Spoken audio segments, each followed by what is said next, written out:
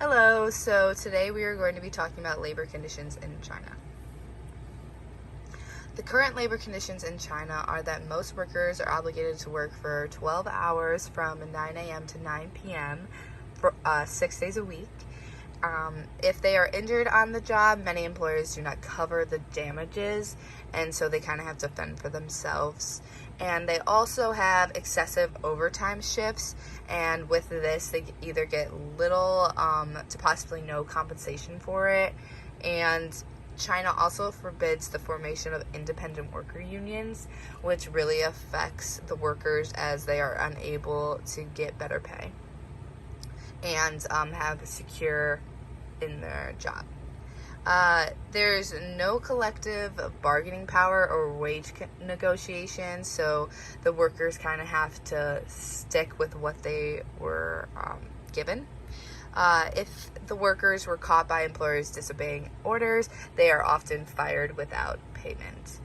They also have limited number of days off, and if they exceed this number, they are normally fired. There are no regulations in the work environments, so this contributes to a lot of problems and issues. And China also has little monetization over child labor, and so 8% of children from the ages 10 to 15 work as child laborers. So we are going to watch a little video about labor struggles documented in China. This kind of gives a further insight regarding like the physical conditions of labor in China, as well as the Uyghur subset of people that are especially targeted with harsh labor. In a far corner of northwestern China, a car drives along a wall lined with barbed wire, heading towards what looks like a standard apartment complex. Access here is restricted, and the camera person is filming secretly.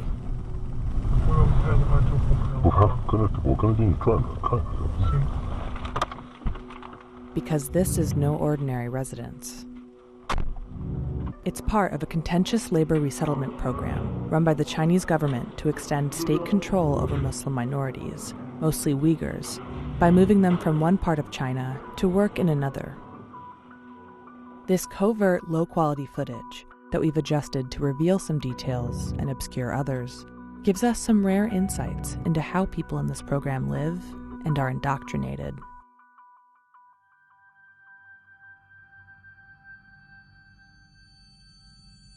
Over the last few years, the mass incarceration of more than 1 million Uyghurs and Kazakhs by the Chinese government has led to international outrage. These labor programs are part of that larger story. Let's take a closer look at the compound we showed you at the beginning. It's in Xinjiang, in the northern city of Quaitun, where the population is mostly China's Han ethnic majority. But the workers in the compound are Uyghurs and other minorities, transferred there from their homes in Hotan and Kashgar, hundreds of miles away. At the Quaitun complex, there are multiple dormitories. We see that right around the time the transfer started in 2017, a security checkpoint and another building, a cafeteria, were built at the site. The camera person is now shooting inside of the cafeteria.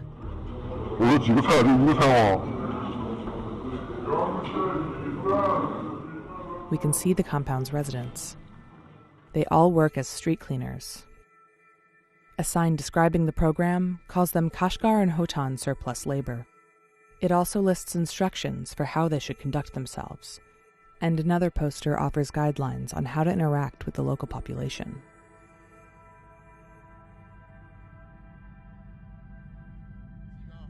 This program, and others like it, have led to the relocation of hundreds of thousands of Uyghurs away from their homes and families. But government propaganda openly promotes these as poverty alleviation initiatives. 促进喀什和田地区城乡富余劳动力转移就业，增加城乡富余劳动力收入，体现了党中央、习近平总书记和自治区党委政府对喀什和田地区各族群众的关心关怀。What's at stake here is about more than just putting people into labor programs. The bigger goal is to turn Uyghurs and other ethnic minorities away from their own heritage to be more in line with the rest of communist China. Back at the compound, the rules strictly limit when and where the workers can go. We hear about this as the camera person meets residents in the sleeping quarters. 那你像你们这个晚上，比如说你不在食堂吃饭，你可以出去吃饭吗？中午，中午吃可以。不是，我说你来了1年了，你回去过没有？看过孩子没有？孩子没有。This man was pressured to come here a year earlier, leaving his family, a wife and young child, behind. His life here includes mandatory Mandarin classes in the evenings. And despite the government's claim that they are lifting these workers out of poverty, he says he's only making a third of what he did back home. 你这个每个月发多少钱呢？2000。像你没来之前，你在家里面收入多少钱啊？去年的200一天。Yarkand County is the home he left behind. For Uyghurs in towns like these, the future is becoming increasingly uncertain. The Uyghurs in China are a Muslim Turkish-speaking ethnic group with most of their population in northwestern China. China believes that this group threatens their authority and has extremist ideas, which has resulted in enforced strict surveillance, involuntary sterilizations, dress codes, and forced labor. China has defeated the claims that they terminated their abuse. However, international organizations have found evidence of their continued abuse. 800,000 to 2 million detained Uyghurs in China have been put in concentration camp conditions. Since 2017, the population of these camps has dramatically increased. One of the first Uyghur protests broke out in 2009 against the Chinese government, leading to 200 Uyghurs being killed. So now we get into why this is happening and why China is imposing such harsh conditions upon their laborers. And it's mostly due because they know that the workers have no bargaining power and that there's no ability in China to form unions and there's no ability to negotiate for higher pay and better working environments. So they're taking advantage of their power knowing that their workers are unable to do anything about it. Whereas in the United States, we're able to unionize, so we're able to combat any labor conditions that we feel aren't right. But as for China, they are unable to do that. Additionally, China has the second largest market in the world, being $683 billion. So it comes to show that what they've been doing is working and that their intolerable and rough conditions that they've been putting upon their laborers has shown them success as they become such a market superpower globally. So it just also comes to show that their economic power is more important to maintain the safety of their laborers, and that in China's eyes, having a worldly reputation in the economy exceeds the protection and safety of their laborers' rights. As for why China provides such little wages to their employees, it's mostly due to the large revenue that corporations receive, but employers want to take the money for themselves, so they have to administer little sums of money to their mass amount of employees. So it just comes to prove that there is a powerful money-hungry employers, and that the increased wages for workers would just not be optimal for these wealthy business managers. China also has no strict punishment for a corporation who disobeys current labor laws, so these employers basically have no incentive to treat the employees that make them so much money in a more positive manner, because they know that there's no punishment, or no penalty rather, if they treat them in a more positive and more humane way. As for China's paradigm and the model that they kind of created with their implementation of such harsh conditions for their laborers, so we believe that China has this realism perspective for labor, and that their ultimate goal is just to accumulate power, all economically, politically, and socially. So economically, they hope to become a superpower to increase trade and GDP, and basically just create a global reputation for themselves in the economic realm. Politically, they hope to have authority to control over issues and citizens without opposition, basically have control over their state without people questioning their impositions. Then they also hope to have social power to create change in the world for the betterment of society, allowing for them to just be a state with better power and better relations with their citizens. And The realism perspective also has this idea where an eventual conflict is likely to occur and that there is a willingness to have conflict in order to gain power. So all the power is the economic, political, and social power. In order to obtain that, the realistic perspective believes that they are willing to have conflict in order to achieve that.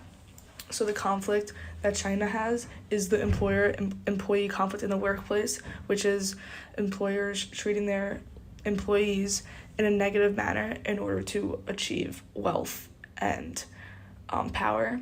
And then there's another conflict that we see between employees in society, where employees are treated so poorly and receive such poor wages, where they suffer in society and are sometimes unable to sustain life.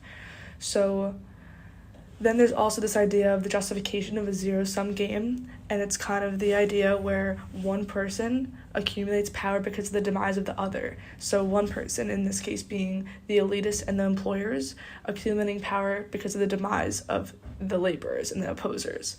So employees' gain of wealth and power is due to the loss of laborers' rights and protections in the workplace.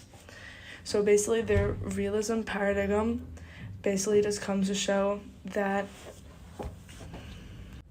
they hope to accumulate power, and they're willing to have conflict, and they're willing to fight, and even with the maltreatment of their workers, they're willing to receive so much power and success, even if it harms their state and the safety of their citizens. Now, our paradigm for solution, or more so how China can improve their realism perspective, and we believe they can do that by implementing liberalism and constructivism. So liberalism is this idea of a positive-sum game where human nature is to cooperate in order to lessen conflicts and advocate for democracy. So we believe that in order to cooperate, we have to increase cohesiveness between employers, employees, and global organizations. So not just a relationship between employers and employees, making it a more positive workspace, but we also have to ensure that global organizations are stepping in to monitor and coordinate this relationship in a positive and beneficial manner, ultimately allowing for more productivity in the workplace, so that's not affecting their economic power, and it's increasing safety for their employees, basically allowing them to have more societal power with more cohesive and a better dynamic between everyone in the workplace. Additionally, why does China continue with harsh labor? Economic benefits. World's largest exporter. World's largest consumer of commodities. Economy based on manufacturing, agriculture, and investment. Has rapid productivity growth. Political benefits. Keeps politically powerless workers in poverty. Keeps the power of trade deals within their own hands, rejecting deals that can enforce labor laws. Keeping up with harsh conditions rather than fair conditions gives an advantage to the competitiveness of an economic market. How this affects other countries. Many other countries profit off of China's cheap labor costs. Clothing companies source their clothes from Chinese manufacturers, allowing them to make a higher profit by selling cheaply sourced clothing. We see the same issue in many other industries, which does nothing but support the current labor conditions in China. Many countries and companies attached to these countries are reliant on Chinese manufacturers. They have the ability to control the set price with other countries without worrying about the repercussions. Other countries' failed interventions. Works cited.